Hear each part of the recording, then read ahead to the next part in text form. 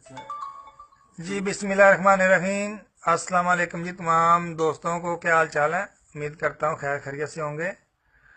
तो दोस्तों, आज ख्वाजा साहब आए थे तो कह रहे थे दोस्तों से कोई गुफ्तगू करनी है। काफ़ी दोस्त इसरार कर रहे थे कोई नया टॉपिक पे बात करें। तो चलें जी, आज ख्वाजा साहब से करते हैं। जी ख्वाजा साहब, किस टॉपिक पे आज बात करेंगे? बेटा मैं अस्सलाम वालेकुम। मैं सिर्फ ये आपको बताना चाहता हूँ कि आजकल सारे लोग टेडियों को बुरा कह रहे हैं या वो कर रहे हैं। ज़रूरी नहीं है कि जब मुकाबले हो रहे होते हैं तो हर ब्रीड का कबूतर उड़ रहा होता है तो टेडी पिट भी तो जाते हैं। अब मैं आपको छोटी सी एक मिसाल दे देता हूँ। जब ओलंपिक्स होती हैं किसी मुल्क में भी, अब एक इवेंट जो होता है उसमें निग्रोज भी होते हैं, जापानीज भी होते हैं, थाईलैंड के भी होते हैं, पाकिस्तानी भी होते हैं, सारी कौमों के होते हैं। जीतता वो है जो सबसे ज्यादा फिट हो, जिसने सबसे ज्यादा मेहनत की हो। अब अगर लाहौर में सारी छतें हैं तो एक टेडी की छत ने भी इतनी मेहनत नहीं की हुई और एक जौनसुरे की छत ने मेहनत की हुई है तो वो आगे आ गए हैं।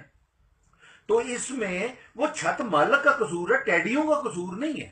अब आपको एक मैंने आपको एक चीज बताई और एक और चीज मैं बताऊं कि जो भी शौकीन आदमी होते हैं उन्हों का जो खुडे का सबसे अच्छा कबूतर होता है ना, जब वो फिरते देते हैं सबसे पहले वो कबूतर जाता है, क्योंकि उन्होंने उसके साथ दिल के साथ प्यार किया होता है। कबूतर को प्यार नहीं करना चाहिए, उनको उड़ाना चाहिए।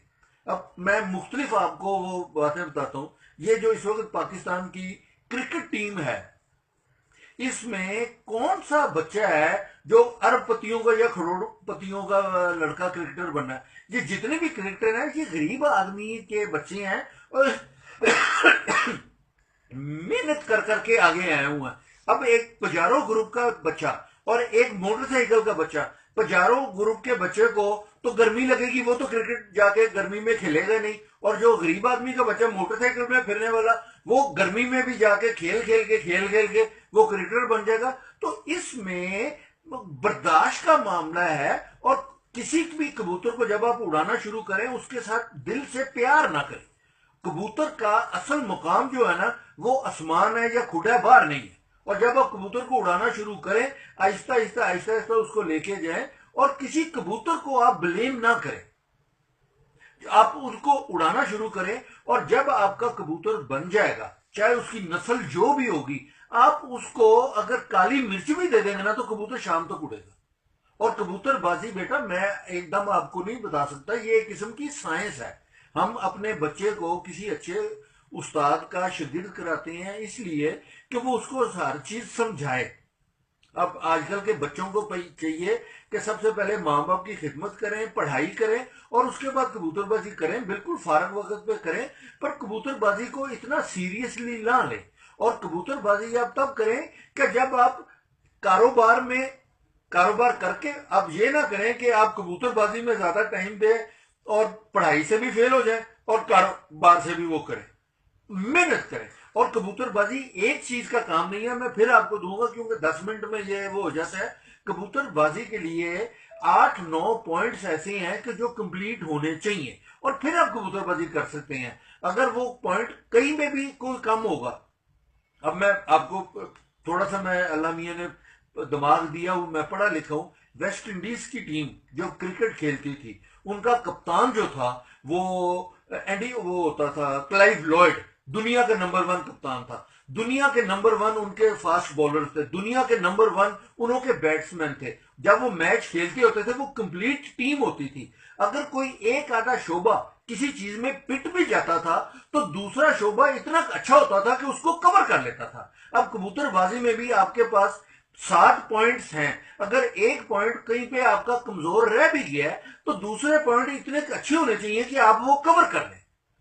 सबसे पहले आपके पास कबूतर अच्छे होने चाहिए, फिर आपकी छत बड़ी अच्छी होनी चाहिए, फिर आपका मुहब्बत बड़ा अच्छा होना चाहिए, फिर आपका संभालने वाला बड़ा होना चाहिए कि जो जल्दी से जल्दी कबूतर को अपने पांव पे खड़ा करे।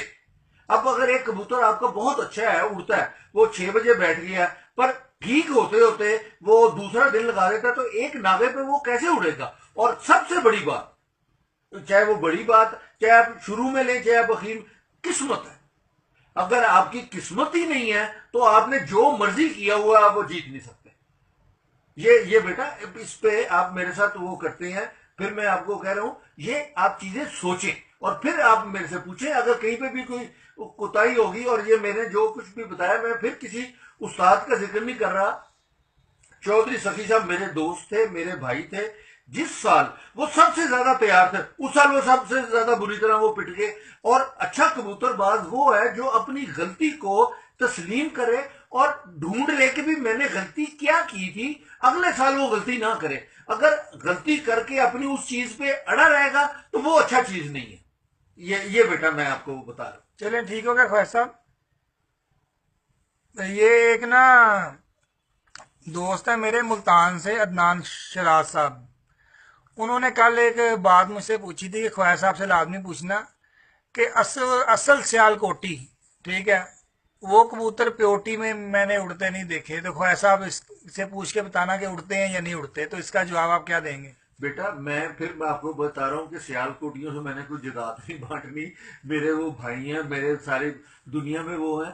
سیال کوٹی کبوتر جو ہیں سیانف میں سب سے اچھے ہیں، لیکن پر انہوں میں اڑار نہیں. لیکن خواجہ صاحب سیال کوٹیوں میں کبوتر ضائع بھی ہوتے ہیں. نہیں، ضائع تو ہوتے ہیں، ہاں. پر یہ ہے کہ انہوں میں اڑار نہیں ہے. سیال کوٹی جو ہے نا وہ محتاج ہیں بریک تیلی کے، بریک پر کے اور نرم پر کے. اور یہ جو چیزیں میں بریک تیلی، بریک پر اور نرم پر، یہ تینوں چیزیں جو ہے نا یہ کمگروں میں ہیں. آپ کمگر کو جب تک سیال کوٹیوں میں کراس نہیں کریں گے، سیال کوٹی آپ کے شام تک جائیں گے نہیں. اور سیال کوٹی بریڈ میں میرے حساب سے میں نے جتنی بھی کبوتر بازی کی ہے، کل میں اللہ کے فضل سے 67 کا ہو جاؤں گا اللہ کے فضل سے. تو وہ اگر زندگی رہی کل تک، تو آج کل زندگی کا پتہ بھی کوئی نہیں ہے. تو میں نے اپنی زندگی میں سیال کوٹی جو سب سے اچھے دیکھے ہوئے نا وہ لال موتیوں والے اور کالے موتیوں والے دیکھے ہوئے ہیں، جو کسی اور چیز کے محتاج نہیں ہے. لیکن ان میں بھی میں پھر آپ کو بتا رہا ہوں، میں سیال کوٹیوں کے وہ نہیں. مجھ کو کوئی پیور 35 والا اڑا کے تو دکھائے، کوئی چھت والا کوئی اڑا کے تو دکھائے، کوئی بٹیرا اڑا کے تو دکھائے، کوئی بینک والا کوئی پیورٹی میں اڑا کے.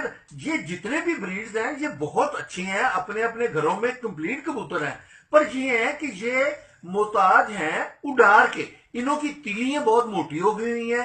سیال کوٹیوں نے ایک اور چیز جو میرے حساب سے کی ہوئی ہے تھوڑی سی میرے حساب سے، پھر میں سیال کوٹیوں، انہوں نے پیورٹی کو منٹین کرنے کے لیے اس میں کراس کسی اور بریڈ کا نہیں ڈالا، وہ پیورٹی رکھی ہوئی ہے اس کو ڈیفرینشیٹ کرنے کے لیے. اب 35 والا جو پیور ہے، لاکھ کبوتر چھوڑے ہوں گے، اگر ایک 35 والا پیور ہوگا تو دور سے ہی دیکھ کے میں جج کر دوں گا کہ بھئی یہ پیور 35 والا ہے.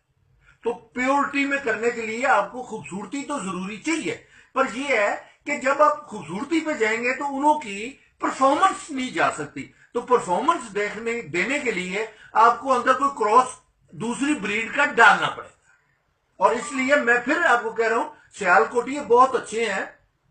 اب پھر میں نے کئی دفعہ کہا ہے کہ یہ جو ٹیڈی کبوتر تھے، انہوں میں بھی جان صاحب والا کبوتر پڑا تھا. چاہے جان صاحب والا اب آپ کو سیال کوٹیا آپ کریں، یا وہ فرانسیسی تھا، وہ فرانس سے کس زمانے میں وہ آئے تھے، وہ بریڈ جو ہے وہ سیال کوٹی کروائی گی نا.